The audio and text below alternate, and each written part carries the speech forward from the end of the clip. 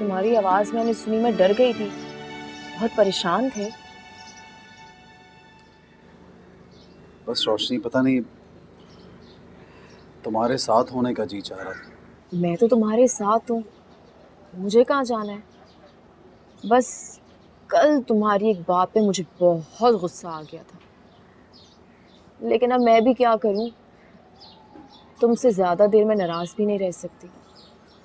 और उमर, मुझे तुम्हारी मजबूरियों और परेशानियों का एहसास है। थैंक यू रोशनी। उमर, मैं तुम्हारे लिए इतना कुछ कर रही हूँ, तो मैं चाहती हूँ कि बदले में तुम भी कुछ करो।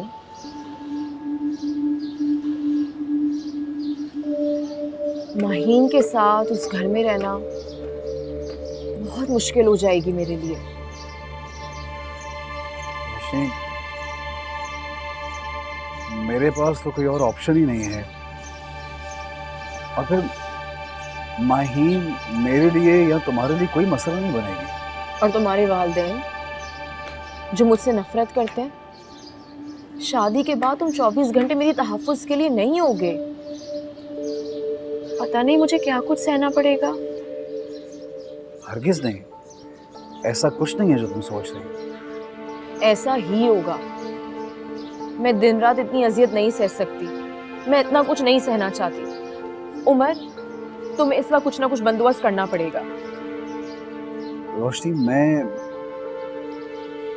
इसके बारे में तो ना मैंने सोचा ना मैं कुछ कर सकता हूँ, और फिर इस हालत में अम्मी अब्बा अभी ठीक भी नहीं है।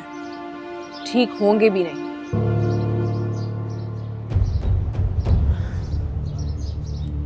मेरा मतलब ये है कि तुम उनकी एज देखो, उनकी एज हो गई है, और ये बीमारियां वगैरह ये सारी चीजें चलती रहेंगी ना।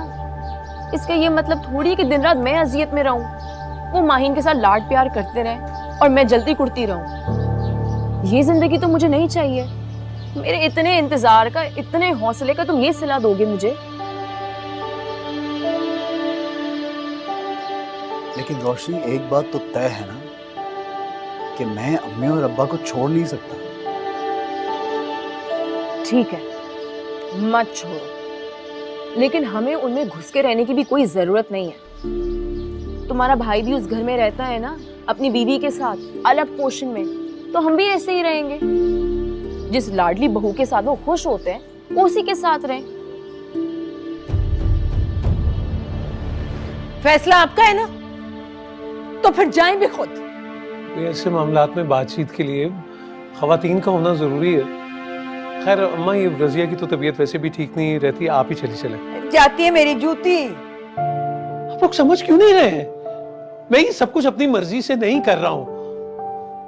रजिया माँ जी, हम उम्र के उस हिस्से में हैं कि हम बच्चों को अच्छा बुरा समझा सकते हैं, मजबूर नहीं कर सकते।